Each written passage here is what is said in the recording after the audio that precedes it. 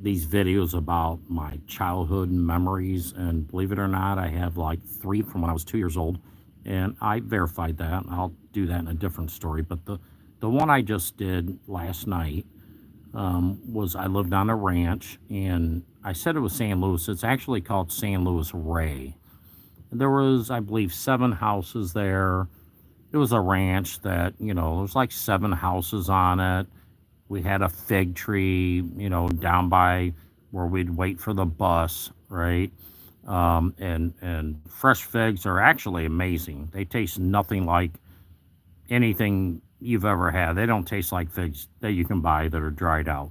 They're kind of pink, tons of seeds inside, but the seeds that you can eat, they're not like hard or anything. But regardless, so there was at least one or two houses that had migrant workers in it, and in Southern California out there in San Luis Rey, I mean, Border Patrol was kind of a big deal. They called it emigra, they would say. And the farmers, when the white and green trucks would drive around to try to round them up, they would scatter, and I would help them hide. I'd help them hide under our porch. We had a really big, it was probably about 6 steps you could hide, and then I had they could hide under the porch, and then I had what was an old water pump building made of brick, and man, I put a roof on it. I got old couches. That was my fort. It was awesome. I even put a piece of wood one time and took the hose and I made like a 1 foot deep pool in there. The whole thing was concrete, right? So, but regardless, I would let them hide in there, and sometimes I'd find them sleeping in there and I'd kick them out because that's my fort and blah, blah, blah. But so, man, there's so many stories to tell about this ranch, like at least six. But so let's see, what story? I guess I could tell them all. If people are probably going to tune out, they're going to think it's boring. But this is more for my family, to document things that no one's ever going to hear or remember. So yes, I did the one story. So yeah, there was like strawberry field. They would alternate strawberry fields with tomato fields, and believe it or not, everybody has tomatoes that grow upright, and you put the cages or whatever. But you get your ketchup and any tomato products; those tomatoes grow on the ground. And so we just had free food constantly. And the strawberries, I'm not joking. We'd go out there, and my dog would follow me, and of course, anything you throw it would love to catch, right? And so I'd had a couple of friends. I think one of them was a migrant kid, and back then it wasn't uncommon to have like Mexican friends that didn't speak English, but kids are kids. I mean, we had a blast. We figured it out, right? We played. But my dog would follow us, and we'd throw him tomatoes or strawberries or whatever. And then we started throwing it right at him, right? And he would like bite him in the air. Then we started, oh man, he's doing good. So we start throwing them really hard, like chucking them, like actually trying to hit him in the face. You could not do it. He would catch them straight in the air. His face would just get covered in strawberry juice or tomato juice. But regardless, let's see here. So here's one story. We were playing hide and seek one time, and that porch I was talking about. It was pretty high. It was probably about 5 foot tall. If you walked up the steps to go in the house, that's the one I just did a video on that had the beehive in my mom's room, right? And I tried to run. Maybe you know what? I think we were playing tag. I forget. I was about 9 years old. But regardless, I was up on that porch and I was running, and I jumped up onto the railing. I tried to, at least, and my foot hit the top rail, and I literally fell flat on my face. So we're talking at least 6 feet tall. But if you're standing up, now you're at like 9 or 10 feet. Where your head is. I landed flat on my face. I could have broke my neck and died for reals, right? And I that's the first time I saw stars. Now, did I see stars because of the cartoons I watched where, you know, Sylvester gets hit in the head and he sees stars? Probably. But I literally saw five pointed stars, but they were kind of misshapen a little bit. But that's what happened. Like I kind of got knocked out. Let's see here. The other thing, I guess I'll just tell them all real quick. The other thing is we had the migrant workers. They lived in at least one or two houses. And at night, me and my friends would we'd go spy on them, right? We'd look in their windows. There'd be like 20 of them in a one bedroom house. And they're all, you know, leaning against the wall. Like, you know, if you sit down and lean against the wall, and you know they drink a lot, so they're all passing out and nodding off on each other and stuff. We'd knock on the window and run and stuff. So we were doing that one night, and so we're running after we knocked on a window, and it's pitch black out. Well, not pitch black. You got the moonlight, but I'm running and running, and I run right into a wire. You know, we used to put wires up like a clothes hanger type thing, you know, like people used to dry their clothes, you know, on wires outside. And I was running, and that thing hit me square in the middle of my forehead, flipped me backwards right on my back. And I'm like, oh, hey, what's up, buddy? Well, Smokey came to say hi. He's the wild barn cat next door. But anyways, you know, looking back, I mean, I probably deserved it. I was messing with them. Let's see, another time that concrete old water pump house I made into my fort. Oh, and by the way, it was an old olive orchard. So we had olives, right? But I never liked olives growing up, so I never really ate them. But guess what? The crows out there, they love them. That's the only thing they ate them out there. But there was another time, me and my friends were in that fort. I mean, it was like a freaking small house. Believe me, this thing was huge. Like I said, I put a roof on it. I had furniture in there, blah, blah, blah. So we're hanging out in there at night, and we were taking rocks, and there was a huge barn on the adjacent property, and that housed a lot of migrant workers, right? And so we would throw rocks. I could throw really far back when I was a kid. Can't do it. I throw like a girl now because my shoulder's blown out. But nothing against girls, but you know, it is what it is. And it would echo so loud. And we'd hear them like talking in Spanish, and we just thought it was so funny. And then we'd hide in that little fort thing, and so we kept doing this. Went on for a couple hours, and then the last time we came out, one of those migrant workers had figured out where it's coming from, and we walked out, and he was right there by the fence, so he busted us. Let's see. And when they were in the field, there was another farm across the street. It was a grape vineyard, and then they ended up changing it to something else. So we would go look at their camps. So there was a wild bamboo that grew out there. You get about 20 foot tall, maybe 3 inches in diameter. But yeah, actual bamboo.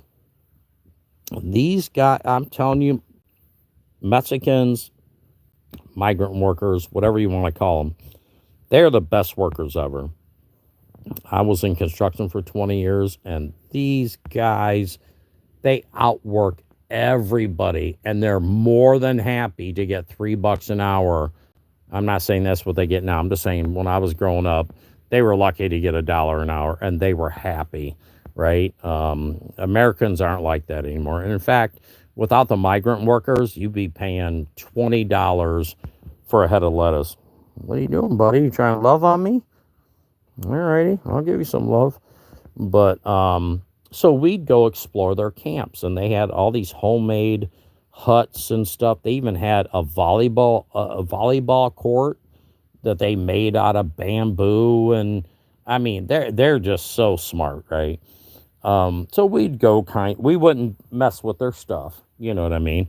But we would go look at it when they're in the fields and stuff. And but I got to tell you, when they would alternate crops during strawberry season, we'd walk out there. We'd find strawberries the size of a baseball. Not all the time, but we just walk out there and we would just be absolutely stuffed. Like you can't eat any more of anything because we're just eating free strawberries, right? Um, but the migrant workers, the farmers would actually shoot a flare in the air. I forgot to mention that earlier. And every time I saw the flare, I ran out and I'm trying to help them hide, right? Because some of them had kids I was friends with, right? Then they would have a like a taco truck or whatever pull up onto the ranch, and I would always go buy the Mexican sweetbread. If you've never had it, it is kind of odd at first, but I gotta like I'm used to it. So it's very strange, but it's very good to me. And but really, what it was a cover to give them. I remember going there. They're giving out bags of batteries and blankets, and they're trying to help the migrant workers. Right? It's not like that anymore. I mean, migrants really don't have to hide anymore. But back then, holy moly, they were. It just it's a money making thing to actually hire border patrol. People get paid for it, right? You get funding for it, whatever. Dude, slow down, bro. Try and do a story. But anyways, let's see what else. Okay, so back then, of course, all us kids, we had machetes, right? Um, and oh, doing hard rubs, huh? Everybody had machetes and knives and stuff, and the cactuses grew really like hella large out there, like the size of an SUV. And one time, me and my friend were sitting there, we were just cutting at them. I know this sounds terrible, but we're kids, right? So it's very easy to slice through a big cactus.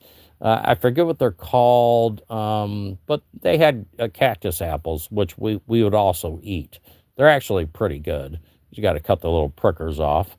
Cactus pears, they call them. And some Mexican adult men came up to us and they knew very little English and they were not happy that we're cutting at them, even though it's not their property. But, Mexicans, they eat cactus and I've eaten it, I don't know, probably a dozen times. It's okay. I'm not huge on it. But, so he's like, like in broken English, what are you doing? I go, oh, we're going to eat it. And he's like, go ahead, eat it right now. And we were scared because we were kids, right? And so my friend Timmy, um, oh man, I feel so bad for that kid. I can talk about that also. Maybe I'll do that in a different video because there's two stories about him. But he's like, this guy was going to force us to eat it, and we didn't know what to do because we were kids and we were scared, right? So this guy's trying to get me to eat it, and I'm like, no, right? Like, I was pretty stubborn as a kid, but Timmy, he was kind of a timid kid. And so he ended up eating a bunch of it and getting sick. And, let's see what else. Oh, yeah, the clothesline thing, falling off the porch. Oh, and then we went to the adjacent property, had a bunch of homemade shelters from the migrant Mexicans, the field workers, basically. And there was they would have, like, if you're a woman migrant worker, I don't want to say it, but you guys can guess, you're going to have to do something every night to survive, right? With the other men.